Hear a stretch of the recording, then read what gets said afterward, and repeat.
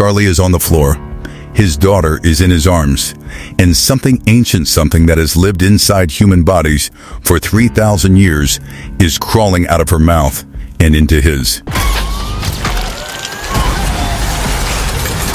A father just made the only choice a father could make. He surrendered his own body to a demon so his little girl could breathe free. Before I tell you how this ends, let me take you back to where it all began. Charlie Cannon is not a man who sits still. He is a TV investigator. He chases stories that live in the cracks of cities most people will never visit. And right now he is raising his family in Cairo, Egypt, one of the oldest, most layered places on earth. His wife Larissa is pregnant with their third child. His son Sebastian fills every room he enters. And then there is Katie. Katie is Charlie's oldest daughter. She is 9 years old and beautiful. She and Charlie share a secret Morse code. They tap it to each other across dinner tables. It is their private language, their invisible thread. One afternoon, Larissa is out. Charlie is watching the children.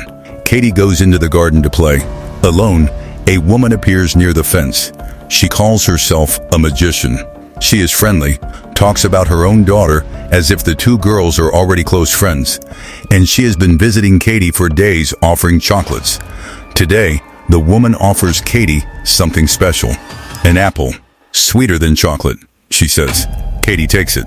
An insect crawls out of the apple, goes straight into Katie's mouth.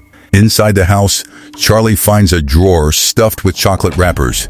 Dozens of them. Something doesn't add up. Charlie's gut feeling is trying to warn him.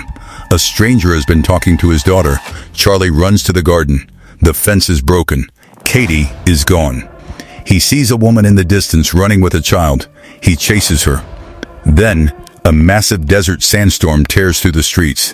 The entire city disappears behind a wall of dust. Charlie can't see, can't breathe. By the time the storm settles, the woman and Katie are gone.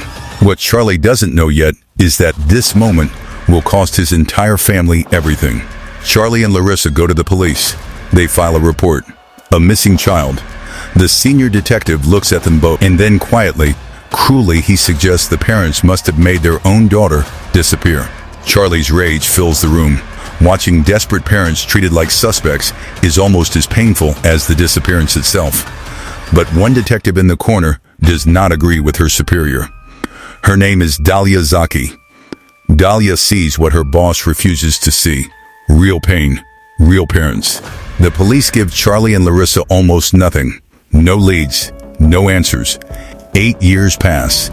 8 years of not knowing. 8 years of a grief with no conclusion. Charlie and Larissa are still together, which is its own quiet miracle. Most couples collapse under this kind of weight. Larissa has had another daughter. Her name is Maud. She has never met her older sister. Sebastian has grown into a teenager. The shadow of Katie never fully leaves his face. The family now lives in Albuquerque, New Mexico. Larissa's mother, Carmen, has moved in. A cargo plane flies over the dunes. Workers are transporting a mysterious black stone coffin recovered from ancient ruins. The plane suddenly loses control. It crashes deep inside the desert. A girl has been found in the stone coffin, wrapped from head to toe like a mummy, still perfectly preserved. Then, Charlie's phone rings. The American Embassy in Egypt. Dental records confirm the name. Katie Cannon, missing for 8 years. Alive, Charlie and Larissa fly immediately. But before they are allowed to see their daughter, the doctor stops them. Katie is severely malnourished. She does not speak. She is kept sedated most of the time just to keep her still. Nothing could prepare them for what they're about to see. Katie sits motionless on the bed. Ancient wrappings cling to parts of her body. Larissa reaches for Katie's hand. It's ice cold. Looks like someone trapped between life and death. Charlie and Larissa bring Katie home. That night, and then late one night, Charlie watches his daughter tap her teeth. It is Morse code. Katie is tapping a name, over and over.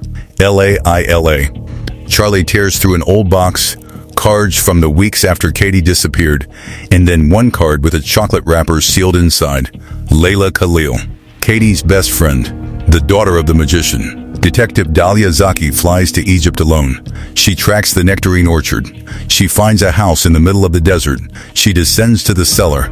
Inside a black pyramid, ancient, half destroyed, a stone coffin at its center, the evidence of ritual is everywhere. And then she finds Layla alive. Her tongue has been cut, but Layla can still write, still tell the truth that has been buried for 8 years.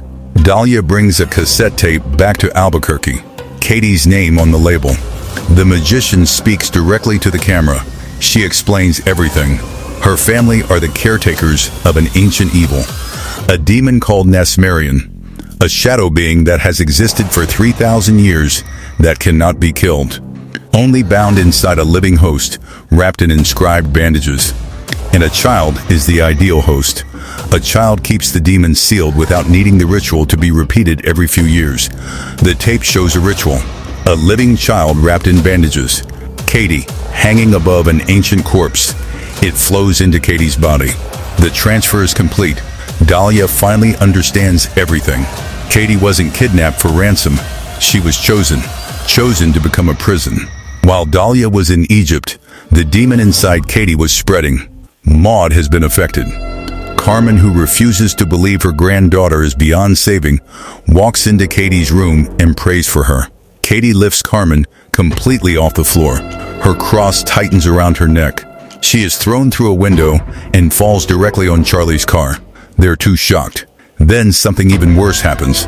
4 coyotes appear, and they begin to feed. Maud watches. Expressionless, then, she starts laughing. Carmen is gone. The demon is infecting everyone around Katie. For the first time, she says the words she's been trying to avoid. We can't keep her here. Charlie refuses to give up on his daughter. Days later, the family gathers for Carmen's funeral. They lock Katie inside her bedroom. A guard outside the door, but the room shakes anyway. Katie walks toward the coffin and leans over Carmen's body. She begins licking the blood still left. People scream. Guests run for the exits. The funeral turns into complete chaos. The house goes dark, completely dark. Sebastian is now hunting Larissa through the walls of her own house. Dead Carmen walks the hallways. She walks straight toward Dahlia, and Katie, with Nasmarian fully unleashed inside her, is coming for Charlie. The demon just broke every bar of its cage. Katie steps forward. She looks at Charlie. She speaks, not in Katie's voice. Charlie is on the floor. Charlie's eyes drift toward the videotape. The demon cannot die. It only changes hosts. Charlie makes his choice. He grabs Katie, pulls her close. Katie is in his arms. Charlie looks at his daughter's face. He turns to Dahlia. Charlie tells her to chant the words from the cassette. Now Dahlia understands immediately. Her throat is damaged. There is a hole. She can barely breathe. Dahlia presses a finger to her own throat, forces the ancient words through. Nasmarian rises out of Katie's body, and it pours into Charlie. For the first time in 8 years, Katie calls for her mother. The demon is inside Charlie now. Charlie is sealed. The ritual is complete. A father just traded his freedom for his daughter's life. Charlie and Katie lie side by side. He taps her hand. I love you all. Katie taps back. Sebastian and Maud return to themselves, the possession lifting like a fever finally broken. Charlie is placed in an inscribed coffin, sealed, contained, bound by the same ancient scripture that once held Katie. He is alive, but he is not free. Katie heals slowly. The girl who came back wrong begins, piece by piece, to come back right. Then the final scene. Larissa walks into a prison, dressed as a nurse. Dahlia wheels in behind her, and the magician who survived the bullet is sitting in the cell. Dahlia begins to chant. Charlie did not rescue his daughter. He traded places with her. And that distinction matters, because sometimes the people we love don't come back whole. And we have to decide again and again whether we love the version of them that returned or just the one we remember. Charlie chose the daughter in front of him, not the memory. That is the whole story. If this one stayed with you, subscribe. Tell me in the comments, if you were Charlie, could you have made that same choice, knowing you would never walk free again?